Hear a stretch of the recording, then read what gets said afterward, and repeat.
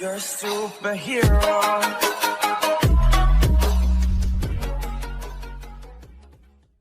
Hello everyone, welcome to our channel.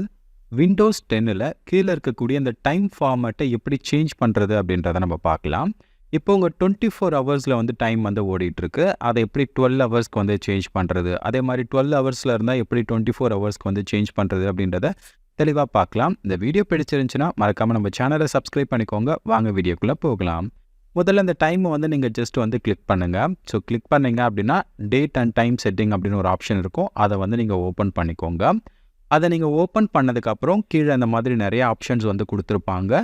சைடில் வந்து related settings அப்படின்னு சொல்லிட்டு ஒரு ஆப்ஷன் வந்து கொடுத்துருப்பாங்க. ஸோ அதில் date, time and regional formatting அப்படின்னு ஒரு ஆப்ஷன் வந்து இருக்கும். அதை ஜஸ்ட் வந்து கிளிக் பண்ணுங்கள். அடுத்ததான் இந்த மாதிரி வந்து ஒரு பேஜ் வந்து ஓப்பன் ஆகும். இதில் கீழே சேஞ்ச் டேட்டா ஃபார்மட்ஸ் அப்படின்னு ஒரு ஆப்ஷன் இருக்கும். அதை வந்து அகெயின் வந்து கிளிக் பண்ணுங்கள். கிளிக் பண்ணதுக்கப்புறம் இந்த இடத்துல பாருங்கள் ஷார்ட் டைம் அப்படின்னு ஒரு ஆப்ஷன் இருக்கா.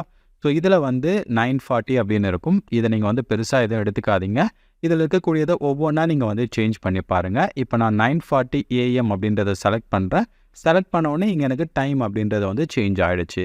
ஸோ இப்போ வந்து 12 ஹவர்ஸ்க்கு வந்து டைம் அப்படின்றது வந்து சேஞ்ச் ஆகிடுச்சு. அகெயின் நீங்கள் வந்து கீழே இருக்கிறத வச்சாலும் ஜஸ்ட் அதோடைய அந்த ஷேப், அதாவது பக்கத்தில் இருக்கக்கூடிய அந்த 0 அதெல்லாம் வந்து சேஞ்ச் ஆகும். ஒரு சின்ன சிம்பிளாக வந்து சேஞ்ச் ஆகுது.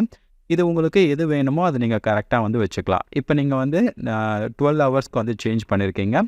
அகெயின் இதை வந்து நீங்கள் சேஞ்ச் பண்ணணும் அப்படின்னா ஃபஸ்ட் இருக்கக்கூடிய ஆப்ஷன் நீங்கள் வச்சிங்க அப்படின்னா 24 ஹவர்ஸ்க்கு வந்து சேஞ்ச் ஆகும். ஸோ இப்படி தான் வந்து டைம் ஃபார்மேட்டை வந்து சேஞ்ச் பண்ணுறது. இப்போ நான் வந்து 12 ஹவருக்கு வந்து சேஞ்ச் பண்ணிட்டேன். இதுக்கப்புறம் நான் எப்பவும் போல் வந்து யூஸ் பண்ணிக்கலாம். ஓகேங்களா? ஸோ அப்போது அந்த டைம் அப்படின்றத நீங்கள் சேஞ்ச் பண்ணணும் அப்படின்னா இந்த மாதிரி தான் நீங்கள் சேஞ்ச் பண்ணணும். ட்ரை பண்ணி பாருங்கள்.